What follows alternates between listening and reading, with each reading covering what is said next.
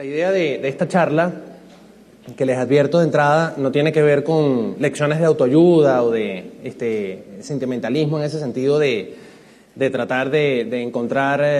motivaciones positivas para la vida, sino que, como van a ver, más bien se inscribe dentro de lo que es la más pura tradición liberal de muchos de los temas que ustedes seguramente en sus clases y en sus cursos examinan. Más bien nace de una preocupación que probablemente también, no solamente en sus cursos, sino en discusiones con amigos, con familias, o cuando examinan acá en Guatemala temas de opinión pública, problemas relevantes para la opinión pública, sale a relucir. Y ese aspecto o esa preocupación tiene que ver con la supuesta falta de conexión emocional de las ideas, de las teorías o de las reflexiones liberales con las preocupaciones de las personas, digamos, comunes y silvestres, es decir, del ciudadano de a pie, de la persona que, bueno, lo que quiere de alguna manera es tener mejores empleos, acceder a bienes y servicios con precios competitivos, poder desarrollar sus proyectos de vida y que no está tan, digamos, preocupada por que le reflexionen muy teóricamente sobre esos aspectos que le afectan, pero respecto de los cuales lo que quieren normalmente es escuchar propuestas, soluciones para estar mejor en esos diferentes ámbitos. Siempre se escucha esta queja o esta sensación de que el liberalismo se dirige a un público muy selecto, de personas ya con cierta formación académica, en la cual, digamos, hace falta más bien un elevado conocimiento y una capacidad de análisis que, bueno, de alguna manera, quizás de forma no deliberada por quienes difunden estas ideas, bueno, termina marginando a cada vez mayores sectores, auditorios de diferente tipo. Incluso, fíjense, dentro de las propias universidades, fuera de ciertos ámbitos de estudio en donde los temas que estudia el liberalismo y que difunde pueden ser de interés, bueno, hay cierta apatía, cuando no cierta indiferencia y hasta hastío un poco por las discusiones que se pueden dar en esta perspectiva. Y eso me parece que tiene que ver, y es un poco el tema entonces a partir de esta preocupación de la exposición de esta tarde, tiene que ver con el abandono, el extravío, ¿verdad?, el olvido, más que quizás el extravío, de lo que es un aspecto básico dentro de lo que ha sido el desarrollo de las ideas liberales desde su formulación inicial, por allá en los siglos XVII, XVIII, ¿verdad?, cuando se fue conformando un conjunto de reflexiones y de teorías y de propuestas que básicamente lo que querían enfrentar era el absolutismo, ¿verdad?, la forma y lograr para los seres humanos sin mayor discriminación o para diferentes personas en diferentes países cada vez mayores espacios de libertad frente al poder, ¿verdad? Esa tradición, digamos, se fue olvidando un poco por diferentes circunstancias que podemos también mencionar en detalle. Por eso el título de esta charla, Las emociones y el liberalismo, una aproximación desde los sentimientos morales. Como ya les comentaba, no son infrecuentes las críticas que se le hacen a las ideas liberales, incluso dentro de lo que son tradiciones o corrientes afines a estos pensamientos o estas ideas, precisamente porque se concentrarían o se especializarían solamente en asuntos económicos. Y, por ejemplo, en esta edición de la revista Letras Libres de hace un par de años o año y medio más o menos, bueno, precisamente se publicaron varios trabajos en donde se preguntaban cuáles son, digamos, las propuestas, las reflexiones, los argumentos de las distintas corrientes liberales o de las escuelas liberales en la actualidad sobre temas como democracia, temas como el medio ambiente o temas como la separación de poderes, la participación ciudadana. A nivel de políticas públicas, digamos, cuáles son las reflexiones, cuáles son los puntos de vista, no solamente en lo económico y en lo social, sino en un sentido más amplio que el liberalismo ofrece. Y en ese trabajo, o en los trabajos recogidos, por ejemplo, en esta revista, en donde en general participan personas de alguna u otra manera o autores afines a las ideas liberales, bueno, se planteaba esta preocupación. Es decir, ¿acaso no se le está cediendo terreno a otras formas de pensamiento, a otras corrientes políticas, a otras formas de entender la relación entre las personas y el poder, cuando no se habla sobre los problemas políticos, cuando la política simplemente se descalifica como algo asociado a la corrupción, a la opacidad, al abuso, digamos, en el ejercicio de la autoridad, y por tanto prácticamente se le descalifica como un ámbito en el cual, bueno, el liberalismo lo que puede hacer simplemente es cuestionarlo, es criticarlo, es rechazarlo. Pero la realidad es que en las sociedades existen gobiernos, autoridades, estructuras de poder, Existen gobiernos con mayor o menor eficiencia y con mejor o menor desempeño democráticos, en donde se ejercen derechos políticos, en donde hay participación ciudadana, los parlamentos están allí permanentemente actuando o no actuando en beneficio o no de los ciudadanos, y todas esas realidades, por mucho que se les critiquen y por mucho que se les descalifiquen normalmente con buenos argumentos, bueno, siguen siendo realidades que afectan la vida de las personas y respecto de las cuales pues algún planteamiento debería tenerse.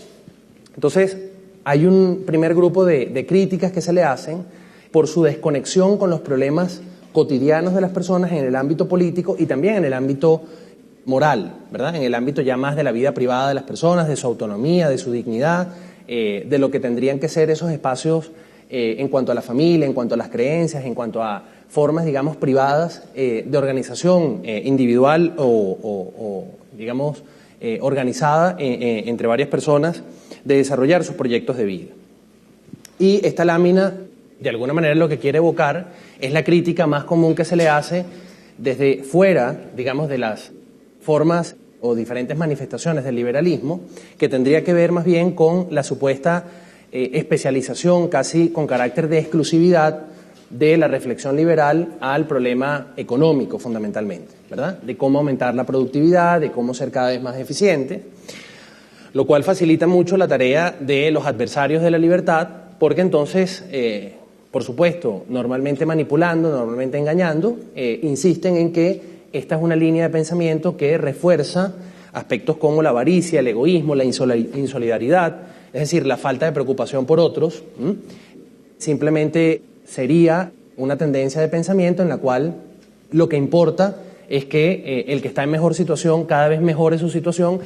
supuestamente en perjuicio de quienes están en peor situación, porque no hay una consideración del otro. Según esta crítica que se le hace, y enfatizo, normalmente de mala fe, es decir, con manipulación, con falacias de por medio,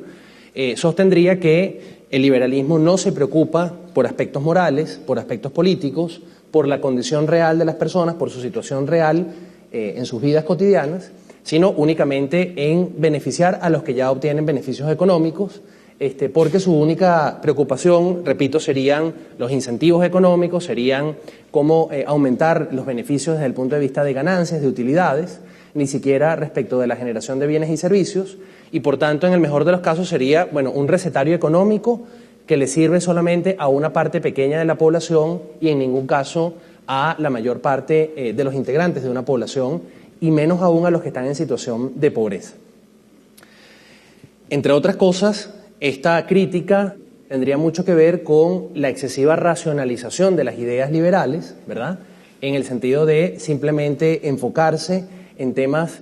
de eficiencia, ya decía, de cómo lograr, digamos, los mejores resultados al menor costo, e insistir en que para que las personas estén de alguna manera dispuestas a apoyar electoralmente, por ejemplo, políticas, legislaciones,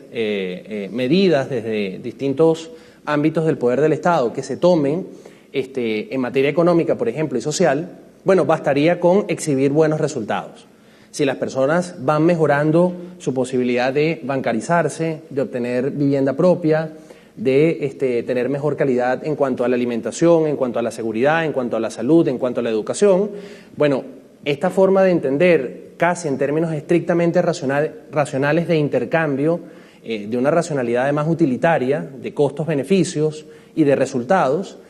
sostendría que las personas simplemente con esos resultados ya estarán ganadas a apoyar electoralmente y por otras vías políticas basadas en estas ideas, digamos, que promueven la competencia, que promueven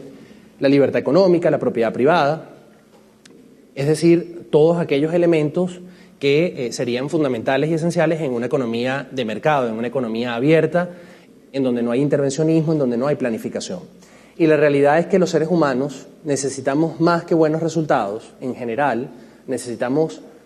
más que unos récords, digamos, o unas estadísticas que muestren eficiencia, que muestren crecimiento, para entender que estamos siendo realmente beneficiados, como suele ocurrir en todos los casos en donde se aplican políticas de este corte,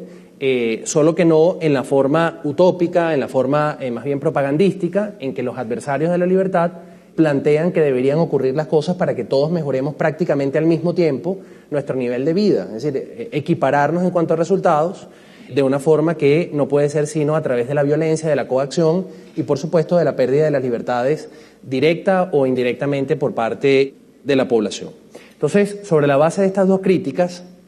uno tendría que preguntarse, bueno, ¿y en qué momento sería que el liberalismo, de ser esta crítica ciertas, se volvió un discurso estrictamente racional y racional económico? Es decir, centrado simplemente en, según esta visión, el aspecto de la ganancia, despreocupado de lo político, despreocupado de lo moral, y de otros ámbitos, digamos, de la vida, de la cultura, de la historia. Piensen en sentido amplio, ¿no? En distintas disciplinas,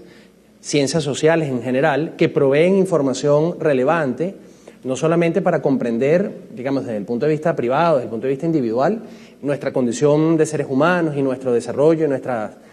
conductas, digamos, como parte de una sociedad, sino que también todos los conocimientos que producen esas disciplinas, ¿verdad?, de alguna manera sirven como argumentos luego para desde el poder tomar decisiones que sí nos afectan cotidianamente. Entonces, ¿en qué momento esto habría ocurrido? Y suele decirse, bueno, por ejemplo, el problema es que el liberalismo es tributario de todo lo que fue el movimiento ilustrado en contra del absolutismo, y cuando se dice esto, no es infrecuente, probablemente ustedes lo hayan podido también leer en algún momento, encontrar que se asocia, por ejemplo, liberalismo con Revolución Francesa. Bueno, porque es que los principios de la Revolución Francesa eran la libertad, la igualdad, la fraternidad, y allí hay emociones, allí hay, digamos, preocupación por la vida real de las personas. Allí el aspecto, según, de la libertad estaría muy presente.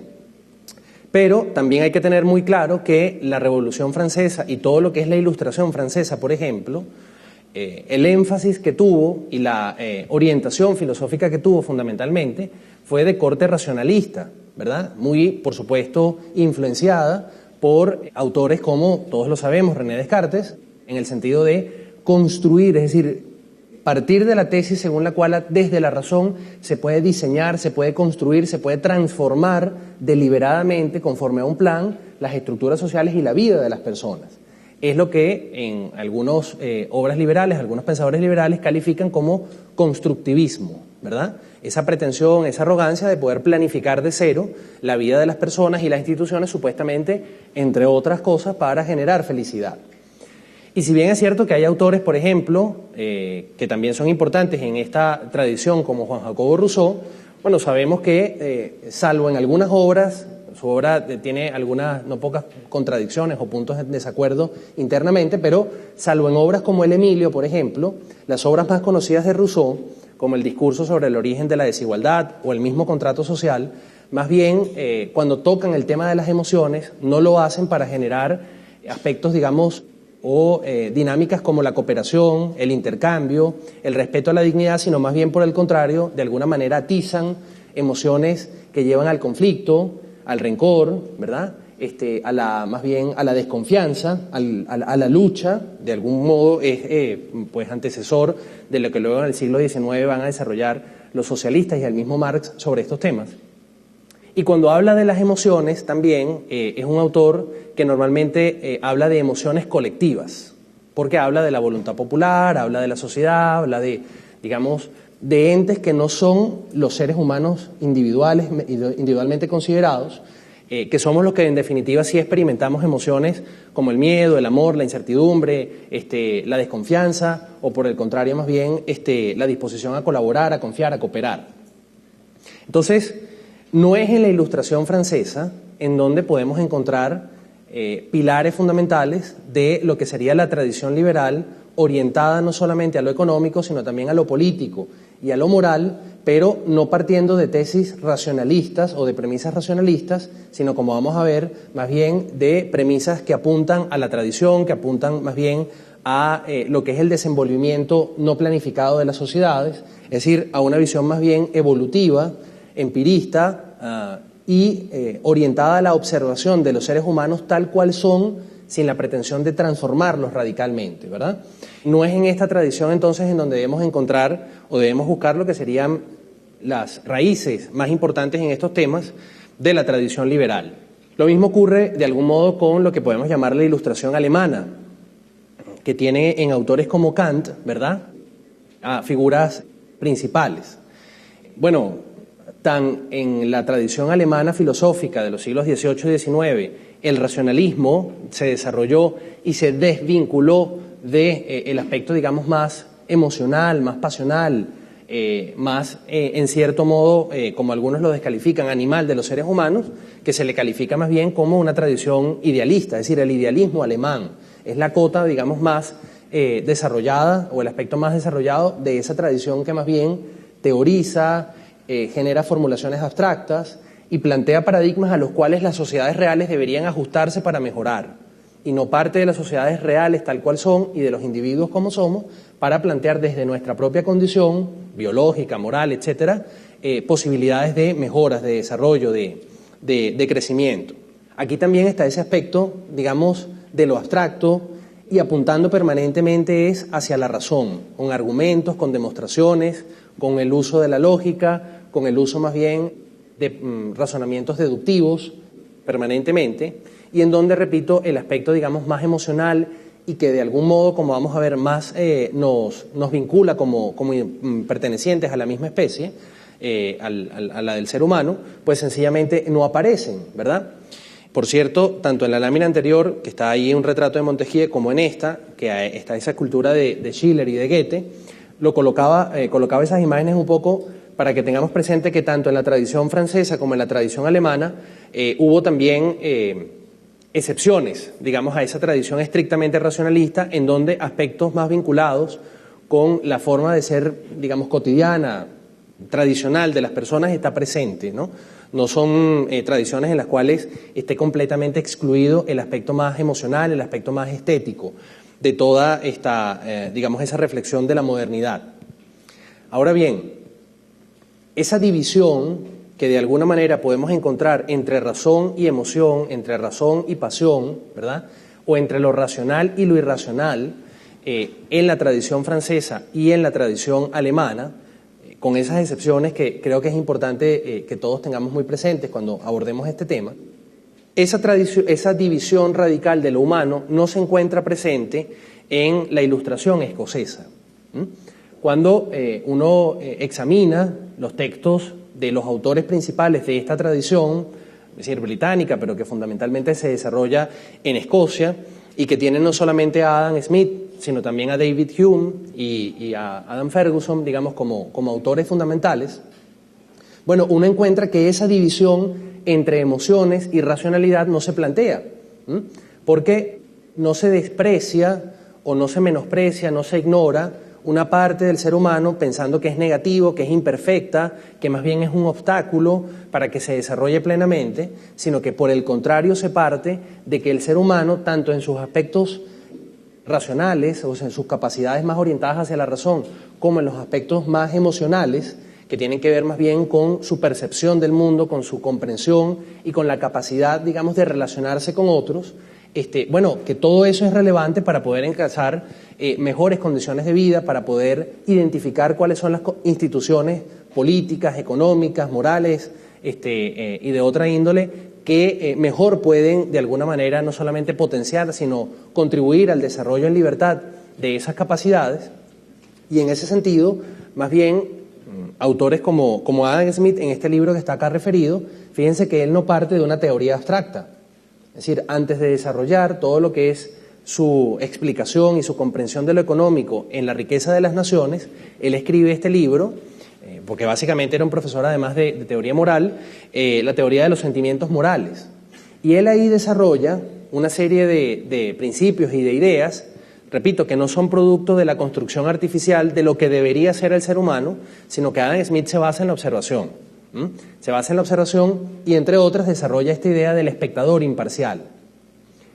que de entrada, pues alguien puede pensar, o muchos podríamos pensar, bueno, a lo mejor él está refiriéndose a cierto tipo de personas que pueden desarrollar esa capacidad que podemos llamar altruismo, que podemos llamar empatía, etcétera, pero eso no necesariamente está a la base de todo ser humano. Y la verdad es que la experiencia muestra que aún en personas, bueno, muy egoístas o insolidarias, o incluso en personas que cometen actos delictivos, que están dispuestos a robar, a estafar o incluso hasta asesinar a otras personas, no obstante, respecto de personas allegadas, amigos, familiares o incluso animales, es decir, animales distintos a la especie humana, desarrollan actos, digamos, sentimientos de empatía, de preocupación genuina, porque es una condición que está a la base del ser humano, en tanto que necesitamos convivir con otros. Es decir, para cualquier ser humano es prácticamente imposible vivir en el aislamiento total, sin comunicarse, sin interactuar, sin compartir. Y a partir de esa constatación, autores como Adam Smith no solamente lo registran, sino que encuentran en esa capacidad de reconocimiento del otro, de preocupación por el otro, ¿verdad?, que no solamente se manifiesta obviamente en lo económico, sino que se manifiesta también en lo político y se manifiesta también en lo moral. ¿Cómo podemos lograr que esos sentimientos que generan más bien, a partir del reconocimiento del otro, el que a través de la cooperación, del intercambio, de la renuncia a la violencia, más bien el diseño o la creación de mecanismos que sirvan para generar paz y para generar prosperidad desde el punto de vista del intercambio económico, pero que también generen tolerancia, que generen participación, que permitan cumplir en cada vez más ámbitos eso que se dice muy fácil pero que cuesta tanto en la práctica lograrlo, que es la igualdad de todas las personas ante la ley, es decir, la no discriminación, y en general que se logren cada vez mayores y más efectivas limitaciones al poder en beneficio de la libertad de las personas. No dice Adam Smith, lo que deberíamos es tratar de potenciar a través de diferentes mecanismos, fundamentalmente a través de la educación, esos sentimientos morales que son los que generan o los que permiten, sin que haya violencia, sino que por el contrario sean actos voluntarios, que las personas estén dispuestas más a cooperar entre sí. Esa reflexión, esa preocupación, yo les confieso, salvo en autores como Adam Smith, ya mencionaba también a David Hume, y algunos autores que de pronto, de manera tangencial en el siglo XX, lo mencionaron, ¿verdad? Es poco lo que aparece en textos liberales. Es decir, cuando uno lee fundamentalmente las escuelas liberales del siglo XX, como decía hace un momento, todas están muy preocupadas en el aspecto económico. Y con esto, desde luego, no quiero decir que eso sea absurdo, que eso sea insensato o que no tenga ningún tipo de lógica. Es decir, tiene toda la lógica. La pregunta es, ¿por qué eso no ha seguido de alguna manera conectado, anclado, apoyado en esta reflexión moral de Adam Smith y de otros autores que sigue siendo válida en nuestra época? Es decir, porque los seres humanos biológicamente y moralmente, desde el punto de vista de las emociones, pues no hemos cambiado. De alguna manera, quizás dentro de los ámbitos liberales, ahí uno podría sacar, por supuesto, a algunos personajes que ya mencionaremos más adelante, autores específicamente, pareciera haber ganado esa tendencia de la otra ilustración racionalista a apelar solo a argumentos demostrativos y renunciar a la historia, a la narrativa, ¿verdad?, a la estética, renunciar al diálogo, más directo y más llano sobre qué es lo que las personas sienten, qué es lo que las personas aspiran, cómo quieren desarrollar sus vidas, cómo se ven en su presente, qué capacidades pueden o consideran pueden desarrollar y qué opciones desde este marco, de las ideas liberales para esas sensaciones o esas aspiraciones que tienen las personas se les puede ofrecer. Una de esas excepciones que muchos pensadores liberales seguramente considerarían, no está ella dentro de la tradición, esta autora que voy a mencionar, dentro de la tradición genuinamente liberal, pero de la que no obstante yo pienso es mucho lo que podemos aprender y mucho en todo caso lo que podemos debatir al interior de quienes sí se consideran genuinamente liberales o siguen los postulados de sin mayor contradicción. Está Martha Nussbaum. Martha Nussbaum es una autora que tiene, diferentes fuentes intelectuales dentro de lo que es su proceso de desarrollo de sus tesis como profesora de filosofía en fundamentalmente en los Estados Unidos. Es una autora que se apoya ciertamente en filósofos, en pensadores como John Rawls, pero que también le presta mucha atención a autores se ha apoyado fundamentalmente en autores como Aristóteles y el mismo Adam Smith. En uno de sus libros, que ella titula Justicia Poética, es una autora que se ha dedicado mucho a reflexionar y examinar las posibles relaciones que existen entre la literatura y el derecho. Un libro que se titula Justicia Poética, fíjense lo que ella sostiene, refiriéndose precisamente a esa preocupación de Adam Smith por lo moral al momento de desarrollar toda su argumentación a favor de la autonomía y a favor de la libertad de las personas. Dice esto a Martha Nussbaum. Smith, seguidor de los antiguos griegos en el aspecto cognoscitivo de la emoción, sostiene que las emociones como la piedad, el miedo, la cólera y la alegría se basan en la creencia y en el razonamiento. Fíjense que aquí hay un quiebre radical con esa división artificial, constructivista, que se ha creado entre emociones y racionalidad, asociando emociones como lo animal. De hecho, fíjense que, ya lo vamos a ver más adelante, cuando se está en una discusión pública que involucra aspectos políticos o morales, normalmente se dice, bueno, es que eso no tiene sentido entrar en esa discusión porque eso es pura politiquería, eso es demagogia, eso es manipulación. Es decir, se acepta de entrada que cualquier discusión sobre temas públicos está impregnado de irracionalidad y que por tanto no hay que perder el tiempo allí, porque si uno se, inmiscuye en esas discusiones públicas, bueno, lo que terminará es sencillamente desesperado porque con la razón no va a conmover a nadie. Bueno, Adam Smith dice, ya va, cuidado, las emociones que pueden estar involucradas y que es lo que puede de alguna manera generar interés en diferentes personas en la sociedad de escuchar o de participar en discusiones públicas, son precisamente estas que él menciona, entre otras, y ellas son fuente de conocimiento. Fíjense que, dice, se basan en la creencia y en el razonamiento, así que no titubea en describir el punto de vista del espectador como rico en emociones y en información relevante para a partir de allí poder convencer, no solamente en términos políticos, sino también en términos morales, que es muy importante hacerlo, y luego también en términos económicos, a cada vez más personas que frente a la opción de la planificación central, frente a la opción de que sean otros los que decidan por ti, frente a la opción de no tener un proyecto de vida fundado en tus propias aspiraciones, sino que en lo que otros te fijen como techo para tu vida, tú tienes la opción, por el contrario, a partir de esas emociones, de exigir, de reclamar y de apoyar diseños institucionales, políticas públicas que por el contrario promuevan ese tipo de funcionamiento de la sociedad. Sigue la autora diciendo, no es solo la compasión y la piedad, sino también el temor, el pesar, la cólera, la esperanza y ciertos tipos de amor son sentidos por el espectador como resultado de su vívida imaginación. Parecería extravagante omitir estas emociones. La posición de Smith y la mía es que están implícitas en ciertos pensamientos que es apropiado poseer acerca de lo que le sucede a la persona que está delante de nosotros. Más aún, forma parte del equipo con que registramos lo que sucede. Es decir, que al momento de dirigirse a un auditorio donde estamos discutiendo temas que involucran de alguna manera la convivencia, no podemos adoptar el punto de vista del yo. Bueno, yo simplemente voy a desarrollar un esquema argumentativo racional, coherente, en términos lógicos, con evidencia, con demostración, y eso es suficiente para que las personas generen adhesión a lo que yo le estoy planteando. Es claramente insuficiente, porque usted puede colocar todas las estadísticas, todos los resultados, todos los indicadores, todos los índices que miden la calidad de vida de las personas, y si eso no le habla a las personas desde su propia vivencia, si eso no los involucra de alguna manera afectivamente, bueno, las personas dirán, bueno, eso le funcionará a otros, pero aquí a nosotros eso no nos funciona. Eso no tiene nada que ver con nuestras vidas reales. ¿Por qué? Porque no estás procediendo desde la vida de las personas o desde la realidad de las personas a la conexión con los principios o con las instituciones que consideras mejor promueven la libertad, las capacidades, las oportunidades, sino que estás actuando a la inversa, ¿verdad? Estás argumentando desde lo abstracto, desde lo general, para que personas que están en una situación o un contexto determinado renuncien a lo que son sus creencias, a lo que son sus emociones para, como si fueran una suerte de hoja en blanco, entonces recibir una nueva inscripción y una nueva orientación por personas, digamos, que ni siquiera son de su propio entorno. Eso es un poco lo que está,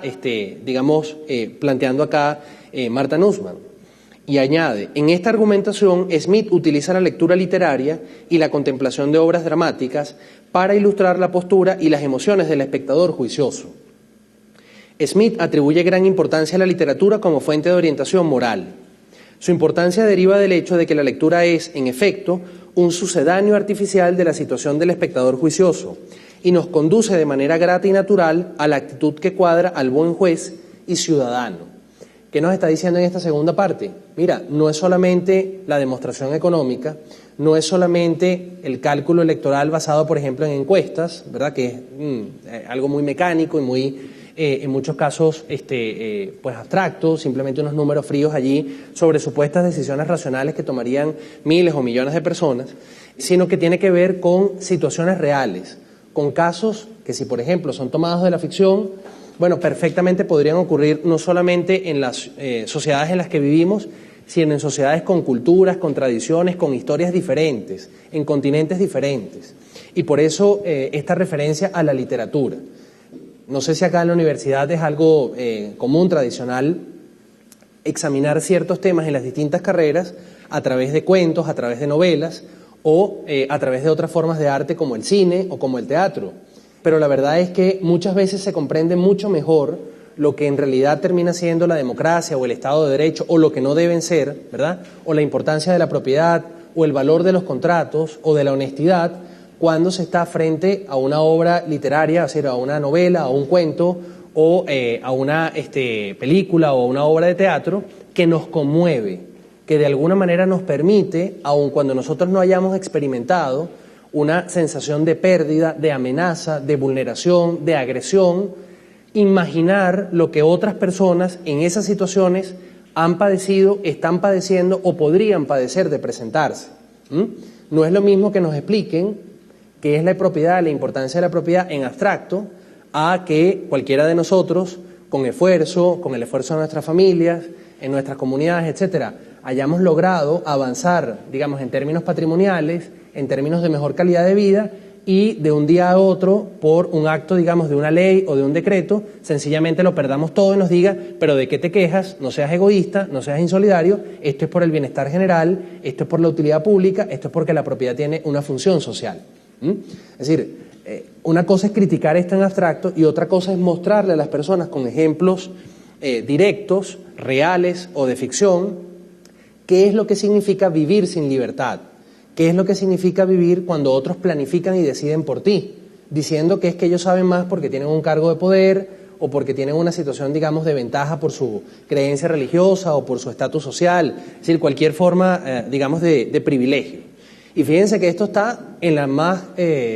clara tradición liberal. Me refiero a Adam Smith. Martha Nussbaum, ahí está la fotografía, en este libro de Justicia Poética y en otras obras, como vamos a ver a continuación, ha desarrollado mucho esta reflexión acerca de cuánto el liberalismo ha perdido de terreno, liberalismo en un sentido amplio, no solamente el aspecto económico, sino también el político y el moral, cuánto terreno ha perdido frente a otro tipo de ideologías o otro tipo de escuelas de pensamiento o teorías políticas que, por el contrario, renuncian prácticamente a cualquier tipo de elaboración o discurso racional porque entienden que ahí están perdidos, si tienen que mostrar resultados, si tienen que mostrar responsabilidad, si tienen que mostrar cuáles son los pasos a seguir para lograr un determinado beneficio, bueno, ahí saldrían con las tablas en la cabeza y nadie los apoyaría. Entonces renuncian por completo a hablarle a las personas a su razón, a su entendimiento, y por el contrario tratan de alguna manera de manipularlos permanentemente, ¿verdad? Y esa manipulación no se basa simplemente en ofrecer cosas. Muchas veces decimos, bueno, el gran problema que tiene un partido político o un gobierno responsable es que no promete lo que no puede cumplir. Y por el contrario, lo que sí normalmente hacen los irresponsables, los demagogos, los que se basan más bien es en el engaño de los electorados, es ofrecer lo que no pueden y mientras no pueden cumplir. Y mientras más alta sea la oferta, como que mayor adhesión logran. Claro, y esto es porque estas personas están permanentemente dirigiéndose a las peores emociones que tenemos los seres humanos, que es precisamente el sentido, por ejemplo, de la propia vergüenza. Es que yo soy incapaz, pobrecito yo, sin que otro lo haga por mí yo no puedo, sea porque soy pobre, porque soy mujer, porque vivo no en la capital del país, sino que vivo en el interior, es decir, por distintas circunstancias. Entonces es minimizar tus capacidades, explícita o implícitamente, o generan el conflicto permanentemente. Es que hay personas que dentro de la sociedad o fuera de nuestro país están permanentemente actuando para que ustedes no puedan prosperar, para que ustedes no puedan mejorar. Entonces yo o nosotros en el partido sí los vamos a ayudar. Es decir, permanentemente están atizando emociones que podríamos calificar, siguiendo a Martha Nussbaum, como emociones negativas, que son entonces los que le dan base, porque no creamos que las dictaduras, los autoritarismos, son apoyados por las personas en general a partir de razonamientos económicos o que muchas veces esto se afirma, me parece a mí, con cierta ligereza y hasta irresponsabilidad. No, es que las personas sacan un cálculo y ven, bueno, sí, es una dictadura, pero como tienen buenos servicios públicos y tienen seguridad, entonces ellos la apoyan. Es decir, no, probablemente más que ese cálculo racional, lo que están viendo es que de alguna manera forman parte de una comunidad, de alguna manera forman parte o están presentes, aunque se han manipulado esto, en lo que son las políticas o son, digamos, las medidas que se toman desde el poder y por tanto se sienten incluidos, al menos de una forma simbólica. Y esto es algo que hay que tener muy presente, más en nuestro tiempo, en donde las comunicaciones, la imagen, ¿verdad?, todas las nuevas tecnologías ponen cada vez mayor énfasis precisamente en lo simbólico, en el razonamiento dirigido más bien a impresionar, a captar la atención, y no en largos ensayos y en largos razonamientos que solamente, digamos, en contextos muy específicos es que pueden profundizarse. Entonces, decía, Martha Nussbaum es una de esas autoras que sí está reflexionando sobre este tema y que le preocupa muchísimo cómo la democracia liberal, cómo el Estado de Derecho y cómo la economía de mercado, digamos que son los tres marcos institucionales que son compatibles con la libertad individual de las personas en lo político, en lo moral y legal o jurídico y en lo económico, ¿verdad? Es decir, con las libertades políticas, con las libertades civiles y con las libertades económicas. Bueno, cómo esos marcos institucionales cada vez se están volviendo más ajenos, más abstractos, más desvinculados con lo que es la vida de las personas porque sencillamente no toman en cuenta el aspecto emocional. Por eso ella, en su último libro dedicado a este tema, que titula Emociones políticas, hace esta advertencia. Dice, a veces suponemos que solo las sociedades fascistas o agresivas son intensamente emocionales y que son las únicas que tienen que esforzarse en cultivar las emociones para perdurar como tales. Esas suposiciones son tan falsas como peligrosas. Son un error porque toda sociedad necesita reflexionar sobre la estabilidad de su cultura política a lo largo del tiempo y sobre la seguridad de los valores más apreciados por ella en épocas de tensión. Todas las sociedades, pues, tienen que pensar en sentimientos como la compasión ante la pérdida, la indignación ante la injusticia o la limitación de la envidia y el asco en aras de una simpatía inclusiva. Y aquí no estamos hablando de vivir para otros, de colectivismo, de servidumbre, de que, esto significa que yo no puedo buscar mi propio interés, sino que debo buscar el del otro. No, el espectador de Imparcial de Adam Smith está muy claro. Él actúa buscando su propio interés, solo que se las arregla y está educado además para que ese interés no implique el conflicto, la guerra, la violencia permanente contra otros, sino que también otros, buscando su propio interés, entren en cooperación contigo. A eso es lo que se refiere esa idea de una simpatía inclusiva. Ceder el terreno de la conformación de las emociones a las fuerzas antiliberales otorga a estas una enorme ventaja en el ánimo de las personas y conlleva el riesgo de que esas mismas personas juzguen insulsos y aburridos los valores liberales. ¿Por qué? Bueno, porque no le hablan de sus vidas reales, no le hablan, digamos, de lo que son sus preocupaciones y dejan todo ese aspecto emocional para que sean, por el contrario, los enemigos de la libertad o los que no les interesan, ¿verdad?, tener que gobernar o tener que actuar en lo económico o en otros ámbitos de la vida social con personas con juicio propio, con criterio, con autonomía, que dependen de sí mismos al momento de tomar decisiones, que lo que quieren más bien son personas presas de emociones negativas, como estas que están acá mencionadas, como la ira, el miedo, el rencor, el resentimiento. Y vaya que nosotros en Venezuela podríamos hablar mucho o podríamos contarles mucho sobre esta situación. Es decir, cuando desde el poder se emplean todos los medios de comunicación a disposición y todas las formas, digamos, de incidir en la opinión pública para, en lugar de fortalecer sentimientos de cohesión, de solidaridad, de cooperación, que más bien lleven al reconocimiento de unos ciudadanos y de otros, por el contrario, lo que permanentemente se está haciendo desde el poder es erosionar esa posibilidad. Fíjense que esta autora, en este libro de Emociones políticas, habla del amor en el ámbito político, y a uno le puede parecer esto algo absolutamente atrevido, ¿no? Porque uno normalmente cuando habla de amor, bueno, lo limita específicamente a las relaciones familiares, a las relaciones de pareja o a lo que son, digamos, las relaciones de amistad, es decir, a las personas que amamos directamente, y desde luego es un sentimiento individual, pues es algo que experimentamos subjetivamente cada uno de nosotros como individuo. Pero ella en este libro reflexiona sobre el amor que se puede llegar a generar con los riesgos que eso implica, desde luego, pero que es necesario entonces para que haya sentido de pertenencia y preocupación por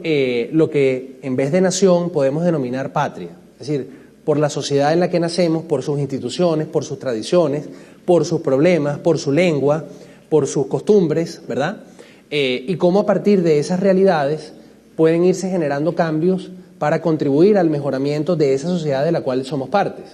que es algo distinto al nacionalismo, que simplemente ya sería más bien la adhesión incondicional a un ente colectivo, a la nación, que tiene como una suerte de vida propia y aparte de los individuos que la integran, y por tanto entonces tú tendrías que entrar en una relación de subordinación y de incondicionalidad con esto. No, se trata más bien, incluso siendo muy críticos con las instituciones de la sociedad de la cual formas parte,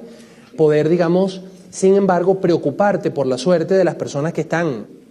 viviendo en esa sociedad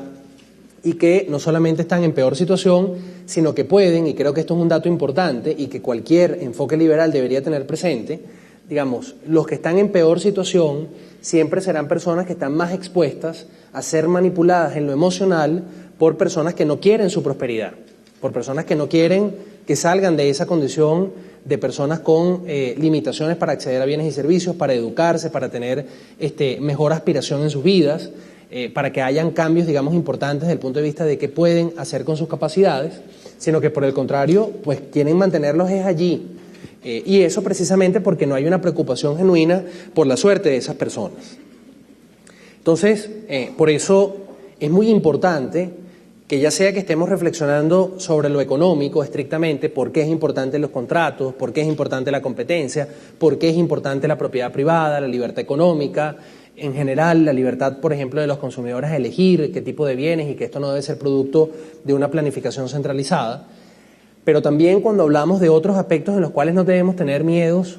quienes seguimos ideas liberales de participar, discusiones políticas acerca de las instituciones del Estado, acerca del funcionamiento de los partidos, acerca de los mecanismos de participación, de cómo funcionan bien o no los parlamentos, es decir, de todos esos aspectos que probablemente se piensen son, bueno, el terreno propio de los políticos, de los demagogos, de los partidos. Bueno, pero allí se toman decisiones que afectan, entre otras cosas, lo económico. No se puede renunciar a incidir en esos ámbitos.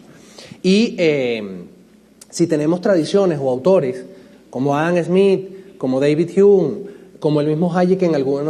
que en algunos casos reflexiona sobre estos temas,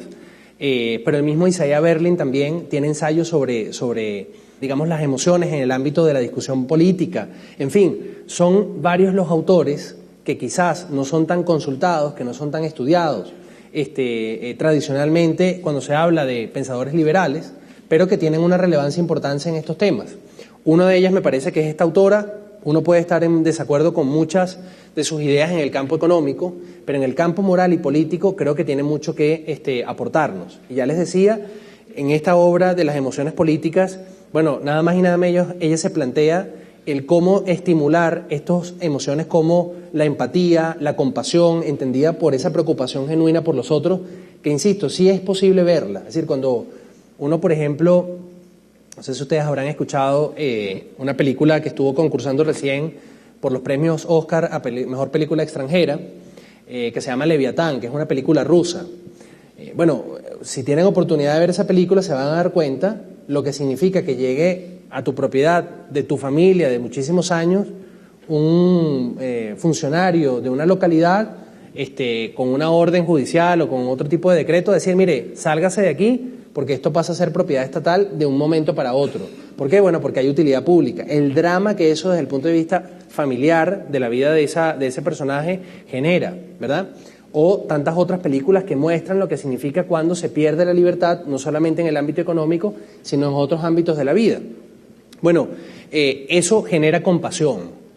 No podemos ser cortos de miras, pensar que si una parte pequeña de la población está bien, entonces estamos seguros, estamos tranquilos, hay prosperidad. No, si la mayor parte de la población está mal, tarde o temprano en esa sociedad las peores emociones se van a desatar y las peores formas de ejercicio del poder llegarán.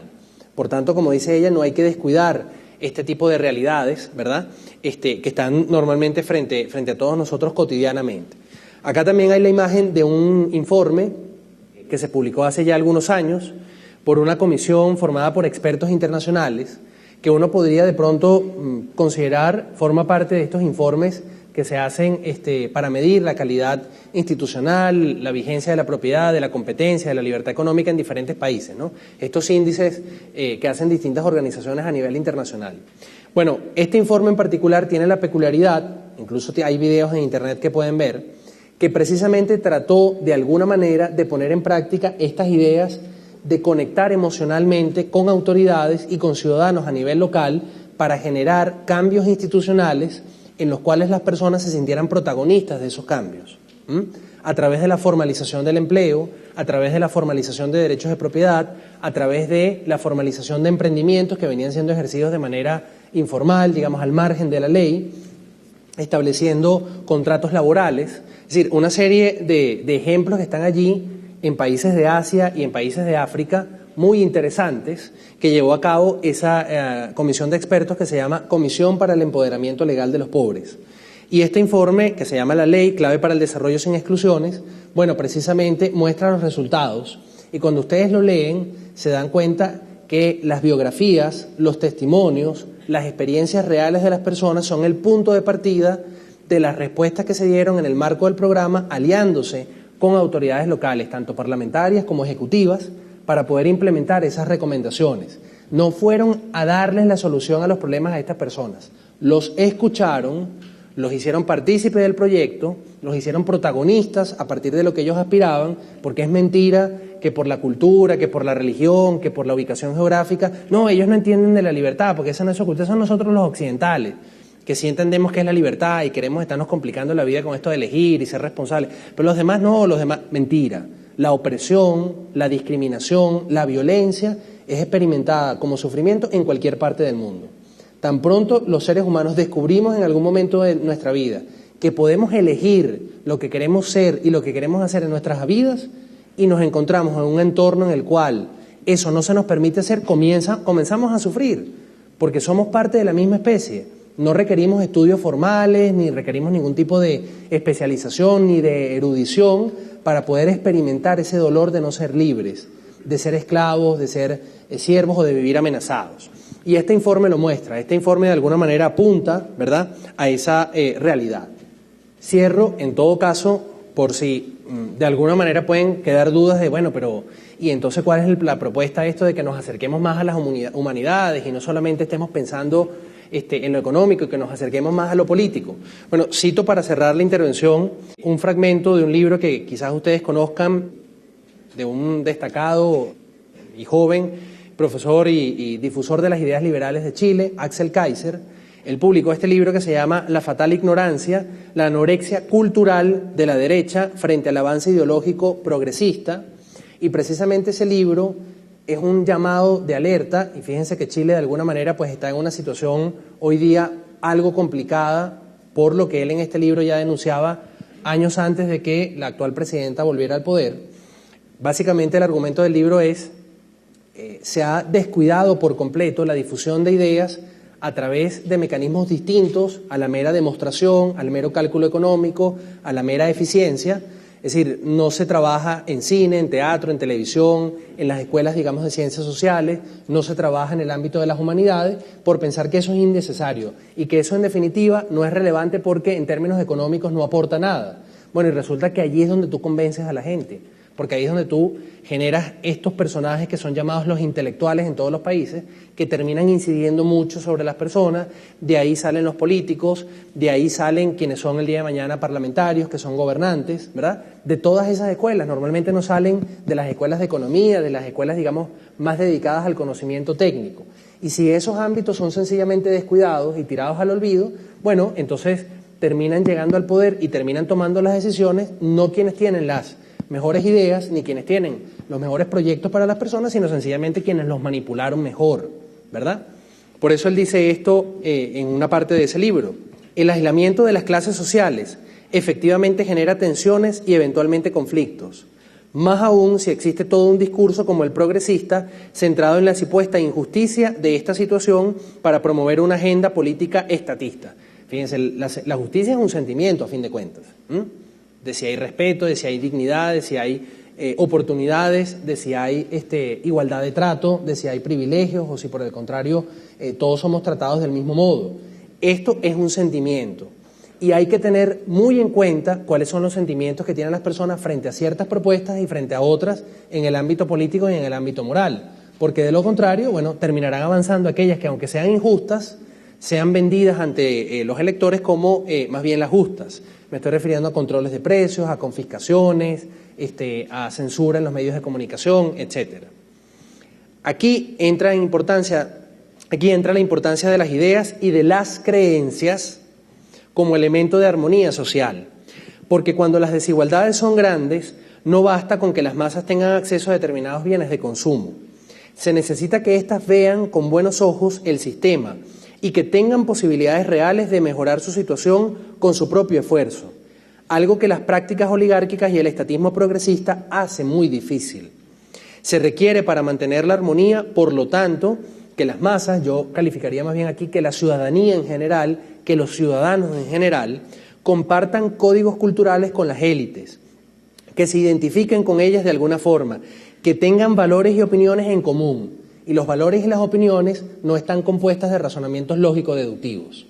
Están fundamentalmente basadas en emociones, en creencias, en ideales, que son una mezcla y que no hay que considerar, bueno, pero es que esa es la parte animal. No, eso es parte también de nuestra condición humana. De hecho, es lo que a veces nos hace más seres humanos que máquinas. Y por lo tanto tenemos que reasumir esa parte de nuestro ser para trabajar en función de ella y lograr ese objetivo de creencias y valores y opiniones compartidas. Por eso es tan importante la defensa de ciertas ideas y principios, particularmente de aquellos valores que sustentan el sistema económico liberal, gracias al cual las élites y el país, refiriéndose a él en el caso de Chile, se han enriquecido, han prosperado.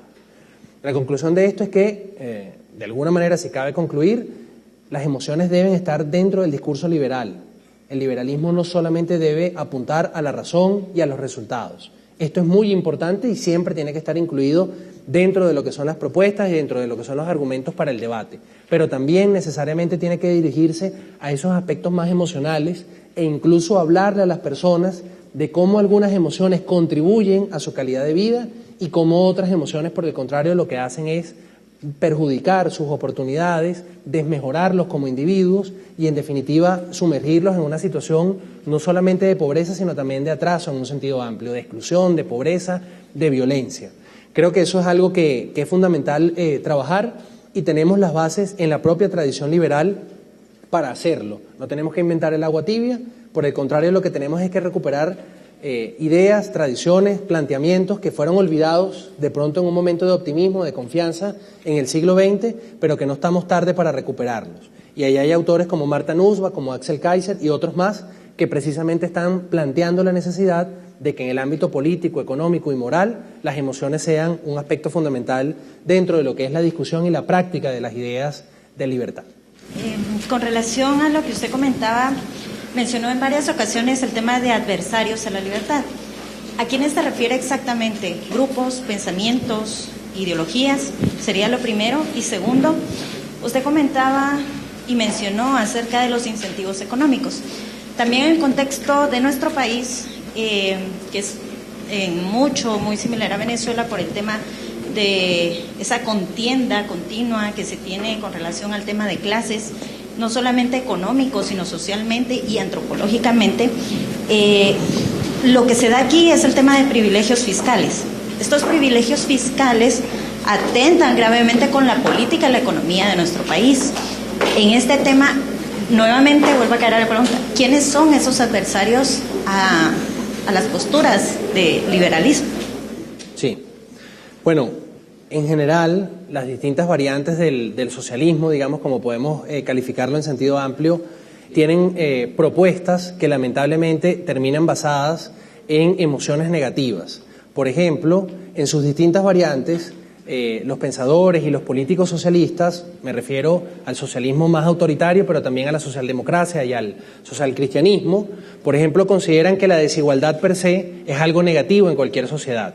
Y confunden, en algunos casos deliberadamente y en otros casos por ignorancia, confunden, por ejemplo, desigualdad con pobreza, que son situaciones y realidades muy diferentes. No toda forma de desigualdad corresponde a una situación de pobreza. La desigualdad, cuando es producto de privilegios, cuando es producto más bien de políticas explícitamente o implícitamente dirigidas a que unos puedan irse beneficiando, por ejemplo, del manejo de fondos públicos, mientras que otros siempre se mantengan a raya, bueno, esa es una situación de pobreza derivada de una desigualdad que más que desigualdad es un trato discriminatorio, ¿verdad? Puede ser el caso de pronto de lo que comentas desde el punto de vista de las políticas fiscales, ¿verdad? La política fiscal es una de esas áreas en las cuales hay que evaluar muy bien qué es lo que se hace, es decir, quién gana y quién pierde con cada decisión que se toma en ese ámbito, porque lejos de generar inclusión, prosperidad, oportunidades, por el contrario lo que podría es reforzar o crear privilegios y exclusiones por otro lado, ¿no? Habría que ver caso por caso. Pero en todo caso, decía, estas variantes del socialismo, o las distintas variantes, se basan en esa idea errónea de que toda desigualdad es mala, no puede haber ninguna sociedad en la cual la desigualdad desaparezca, porque entonces tendría que desaparecer la libertad. Es decir, ustedes están estudiando en una universidad que tiene unas características distintas a la universidad en la que yo estudié. Probablemente hoy día haya información y conocimiento que no estaba disponible cuando yo estudié el pregrado. Y yo por eso no tengo por qué sentir envidia, rencor, odio o ningún tipo de emoción negativa porque otros tienen unas oportunidades que yo no he tenido, o viceversa, ¿verdad? Es decir, no se puede exacerbar la desigualdad como algo negativo porque primero es algo inevitable y segundo, la desigualdad de aptitudes, de capacidades, de oportunidades, hay que verla más bien siempre como la clave para que surjan nuevos emprendimientos, nuevas líneas de desarrollo, nuevas oportunidades de quienes están en mejor situación para los que están en peor situación puedan aprovecharse de ello. Es decir, correctamente entendida, más bien la desigualdad puede ser una fuente de prosperidad para las sociedades cuando se potencian esas distintas capacidades que tenemos por lo general todas las personas. Pero también está en el resentimiento, esa idea de lucha de clases, ¿verdad? Entonces, las distintas variantes del socialismo me parece tienen ese digamos, problema de fondo, aunque son muy populares, porque van directamente a atizar ese tipo de emociones. Pero también cualquier otro discurso o ideología que hable de etnias, que pretenda mantener o reinstaurar tradiciones basadas en la discriminación por el sexo o por la creencia religiosa o por el nacionalismo, por ejemplo, bueno, son ideologías que también están en contra de la libertad o de estas ideas que he mencionado, o de estas emociones favorables más bien a la empatía, como pueden ser, por ejemplo, todos esos grupos integristas desde el punto de vista religioso, ¿verdad?, que están, por ejemplo, en el caso del Estado Islámico, intentando establecer califatos en diferentes partes del mundo, pero también los nacionalismos segresionistas, que lo que pretenden es generar esas identidades colectivas que terminan siendo violentas, porque no necesariamente todas las personas pues quieran vivir en una comunidad hablando ese mismo idioma o siguiendo prácticas, digamos, culturales. Y también todas aquellas políticas o creencias que, por ejemplo, constituyen discriminaciones hacia la mujer, y que desde sociedades distintas a aquellas en donde estas medidas se aplican, entonces se dicen, bueno, es que esa es su cultura, esa es su tradición, esas son sus creencias. Sí, pero hay muchas mujeres que se niegan a aceptar ese tipo de tratos y son maltratadas, son discriminadas, son incluso violentadas físicamente, ¿verdad? Sencillamente porque quieren vivir de otra manera. Bueno, eso está en contra precisamente de todas estas emociones y de toda esta orientación más bien enfocada a capacitar a las personas y que no sean otros los que decidan por ellas, sino que sean a partir de sus propias creencias y de sus propias convicciones libremente asumidas, no impuestas por nadie, ni por la familia, ni por la comunidad, ni por el Estado, las que en definitiva determinen cuál es el tipo de vida que quieren resolver. Entonces no es solamente el socialismo, hay otras formas también, pero todas tienen de alguna manera esa pretensión de acabar con la posibilidad de elegir de las personas, no solamente en lo económico, sino en todos los ámbitos. Solo que unos lo hacen de manera más explícita y otros de forma un poco más encubierta.